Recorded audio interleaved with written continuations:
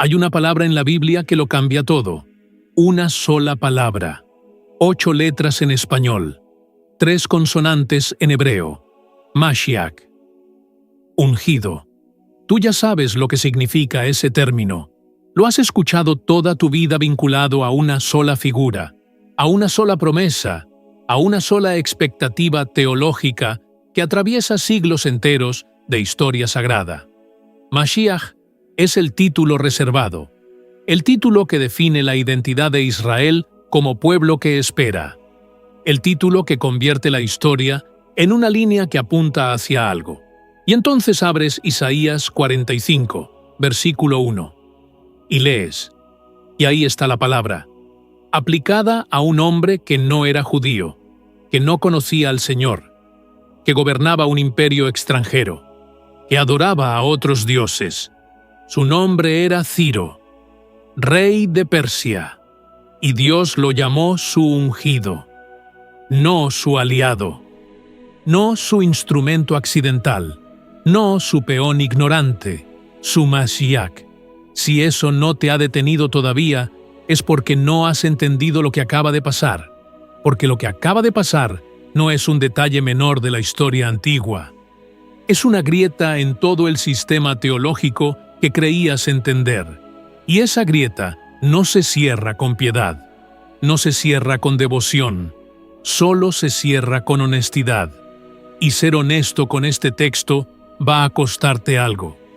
Para entender por qué Ciro es un problema teológico, no un ejemplo edificante, no una historia inspiradora, sino un problema real, necesitas entender primero el mundo en el que aparece. El año es aproximadamente 539 a.C. El pueblo de Israel lleva décadas en el exilio. Babilonia los arrancó de su tierra, destruyó su templo, borró su estructura social y los dispersó. Para cualquier nación antigua, ese proceso era irreversible. Cuando un imperio destruía tu templo, no estaba atacando un edificio. Estaba declarando que tu Dios había perdido, que tu identidad colectiva había terminado, que como pueblo habías dejado de existir. Israel estaba viviendo eso, y en ese contexto de humillación total, de silencio divino que llevaba décadas, de una generación entera nacida en tierra extraña sin haber visto Jerusalén, en ese contexto aparece Isaías 45. No como consuelo suave, no como promesa vaga, como declaración quirúrgica. Así dice el Señor a Ciro, su ungido. El profeta no titubea, no matiza, no pone comillas alrededor de la palabra. Escribe Mashiach y sigue adelante como si eso fuera normal. No lo era. Nada de lo que viene a continuación lo es. La palabra que no debería estar ahí, Mashiach, no es un título genérico en el texto hebreo. No es una etiqueta administrativa ni una designación honorífica vaga. Es una palabra con peso teológico específico, acumulado durante siglos de uso dentro de la tradición israelita. Se aplicaba a los reyes ungidos de Israel, a los sacerdotes consagrados, en algunos contextos a los profetas, siempre dentro del pacto, siempre dentro de la relación de Israel con el Señor, siempre a alguien que, independientemente de sus fallos morales, pertenecía al pueblo, conocía la ley, había sido iniciado dentro del sistema sagrado. La unción no era metafórica, era un acto físico con aceite, con ritual, con testigos, con implicaciones jurídicas y espirituales concretas. Marcaba una transferencia de autoridad divina sobre alguien específico para un propósito específico. Y en Isaías 45, ese acto, o su equivalente verbal, se aplica a Ciro. ¿Quién era Ciro realmente? No el Ciro romantizado de la historia popular, el Ciro real. Era el fundador del imperio aqueménida, un conquistador metódico y brutal cuando la situación lo requería. un político de una inteligencia extraordinaria que entendió algo que la mayoría de los imperios de su época no entendían: que la lealtad de los pueblos conquistados vale más que su sometimiento por la fuerza. Por eso, a diferencia de Asiria y Babilonia, Ciro no deportaba masivamente ni destruía los cultos locales. Permitía que los pueblos sometidos mantuvieran sus tradiciones religiosas, sus estructuras comunitarias, su identidad. Eso no era misericordia en el sentido bíblico. Era eficiencia imperial. Ciro no liberó a los judíos porque amara a Israel.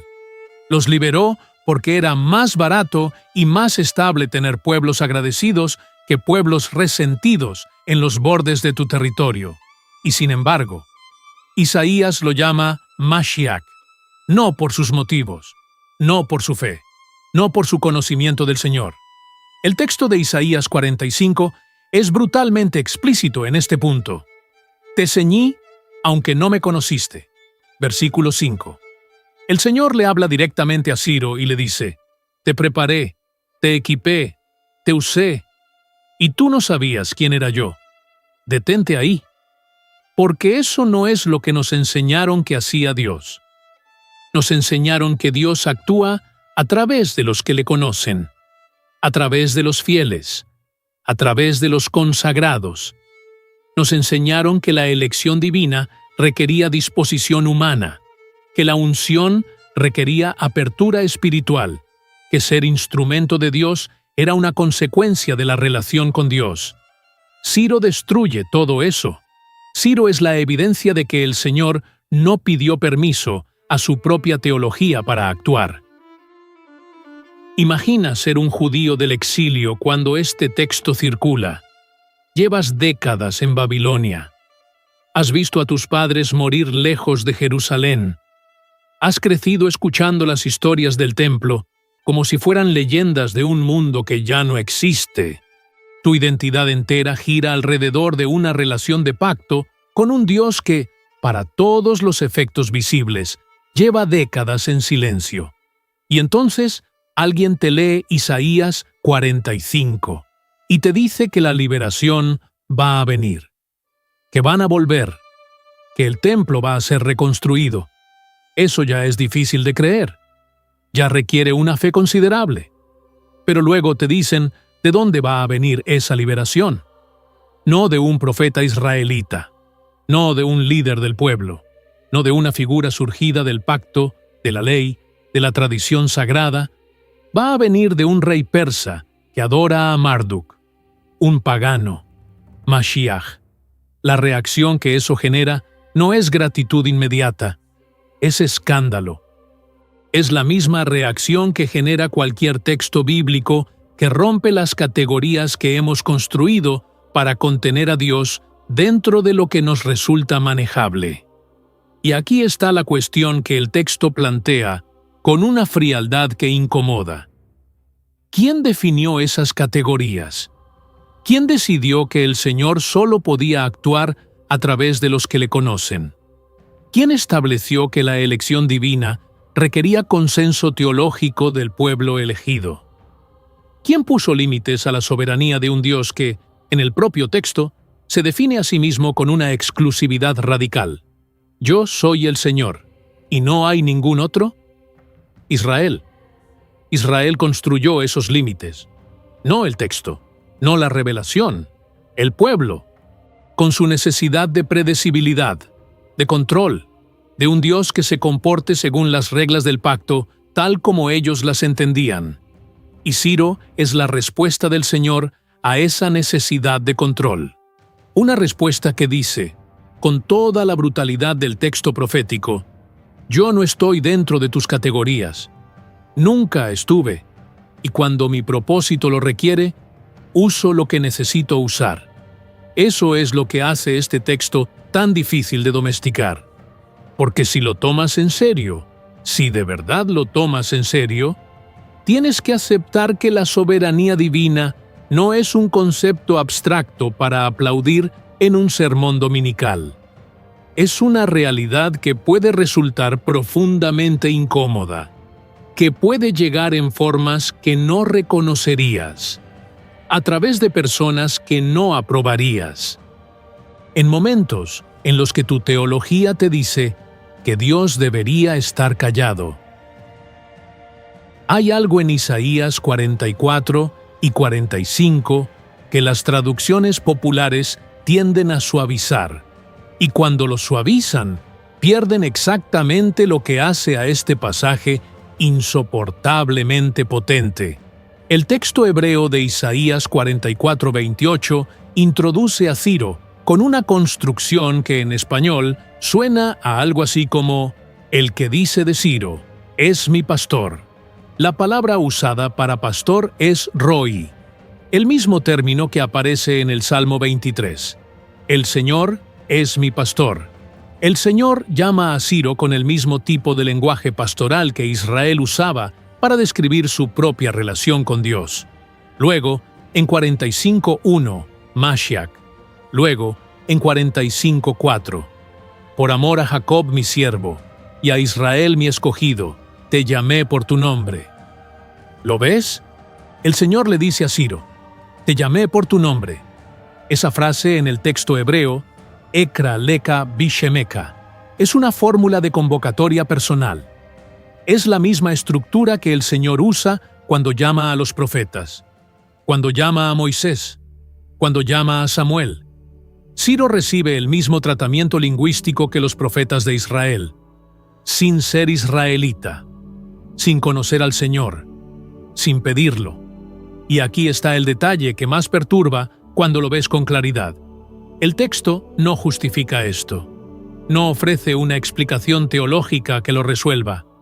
No dice, esto es una excepción, ni esto no volverá a ocurrir. Simplemente lo declara y avanza, como si la incomodidad del lector no fuera un problema que el texto necesite resolver. Como si la incomodidad fuera, precisamente, el punto. Porque un Dios completamente predecible, completamente contenido dentro de las categorías que su pueblo construye para manejarlo, no es un Dios soberano. Es un ídolo sofisticado. Un ídolo que habla hebreo y conoce la Torá, pero un ídolo al fin. Una proyección de lo que queremos que Dios sea. El Dios de Isaías 45 no cabe en eso. Y Ciro es la demostración más incómoda de ese hecho. Hay algo más que necesitas saber sobre este texto. Algo que cambia completamente la escala de lo que está ocurriendo aquí. Isaías no escribe esto después de que Ciro actúa. Los estudiosos del texto, incluso los más críticos con la unidad del libro, sitúan esta profecía décadas antes de que Ciro nazca, antes de que el imperio persa exista en la forma en que lo conocemos, antes de que nadie en Israel pudiera saber el nombre del hombre que los liberaría. Y ahí está el nombre, Ciro, escrito con décadas de anticipación. Si eso es exacto, si el texto dice lo que dice cuando dice que lo dice, entonces no estamos hablando solo de una anomalía teológica. Estamos hablando de una intervención que trasciende la causalidad histórica normal.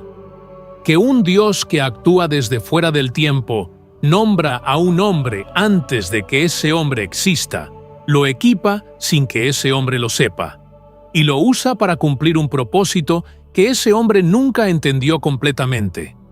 Eso no es edificante. Eso es aterrador. Y los que prefieren un Dios edificante en lugar de un Dios real, se detienen exactamente aquí. Cierran el texto. Buscan una explicación que lo reduzca a algo manejable. El problema es que el texto no colabora. Si has llegado hasta aquí, ya sabes que este no es un video sobre historia antigua. Es un video sobre lo que crees realmente cuando nadie te está mirando. Porque Ciro no es solo un rey persa del siglo VI a.C. Ciro es una pregunta que el texto bíblico te hace con una calma que resulta más perturbadora que cualquier acusación directa. La pregunta es esta: ¿Quién está dentro de tu sistema y quién está fuera? No en abstracto, concretamente, en tu teología personal, en tu práctica religiosa, en tu lectura del texto sagrado. ¿Quién puede ser usado por Dios y quién no? ¿Quién recibe el beneficio de la duda divina y quién queda excluido por defecto? Porque si tu respuesta a esa pregunta es una lista, y casi siempre lo es, aunque no la verbalices, entonces Ciro es tu problema. Ciro no estaba en la lista de nadie. No tenía la teología correcta. No pertenecía al pueblo correcto. No adoraba al Dios correcto. No había pasado por los procesos de iniciación correctos. Desde cualquier perspectiva religiosa israelita del siglo VI a.C., Ciro era exactamente el tipo de persona que no debería recibir el título de Mashiach. Y lo recibió. Hay una segunda pregunta que el texto plantea con igual frialdad. Esta es más personal. Si Ciro pudo ser instrumento del Señor sin saberlo, ¿qué implica eso para la forma en que lees tu propia historia? ¿Para los momentos en que llegó ayuda desde donde no la esperabas? ¿Para las personas que aparecieron en tu vida sin el perfil teológico correcto y sin embargo hicieron lo que necesitabas que alguien hiciera? El texto no te pide que respondas eso en voz alta. Solo que te sientes con la pregunta el tiempo suficiente para que haga su trabajo, porque el Dios de Isaías 45 no está buscando tu aprobación para actuar. No está esperando que tu sistema teológico le dé luz verde. No está limitado por los mapas que tú has trazado de lo sagrado y lo profano, de lo puro y lo impuro, de lo elegido y lo excluido. Actúa. Y cuando termina de actuar, deja el texto ahí, sin disculpas, sin explicaciones suavizantes, sin resolución limpia. Solo el nombre de un rey pagano seguido de una palabra que lo cambia todo. Mashiach. Y tú decidiendo qué hacer con eso.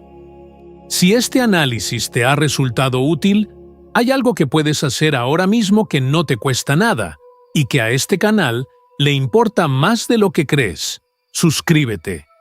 No para consumir contenido fácil, para seguir encontrando exactamente esto.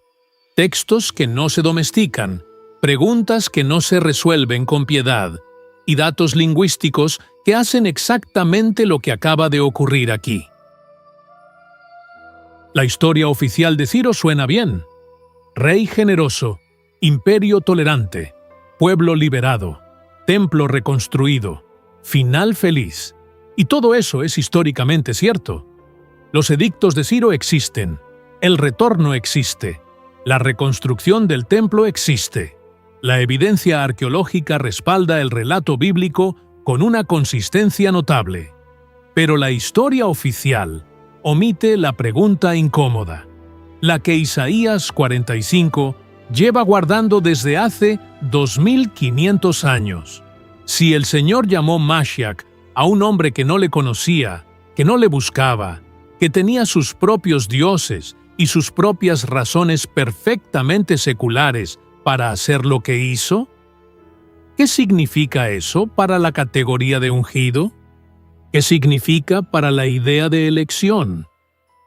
¿Qué significa para todos los sistemas religiosos que funcionan sobre la base de que Dios actúa principalmente o exclusivamente a través de los que están dentro? El texto no responde esas preguntas. Las hace, y las hace con el tono de alguien que no necesita que tú estés de acuerdo para que sean ciertas. Ciro gobernó su imperio, murió en campaña militar, probablemente en Asia Central, sin haber vuelto a aparecer en el relato sagrado de Israel. No tuvo una conversión, no escribió salmos, no se convirtió en un personaje de la fe israelita más allá de este momento preciso. El Señor lo usó y siguió adelante, como si hubiera cosas más urgentes que convencerte de que lo que acabas de escuchar es manejable. No lo es. Y si buscas un canal que te diga que sí lo es, que todo esto tiene una explicación reconfortante que deja tu sistema intacto y tu Dios perfectamente predecible, este no es ese canal. Aquí destripamos textos. No los domesticamos. Hasta el próximo capítulo.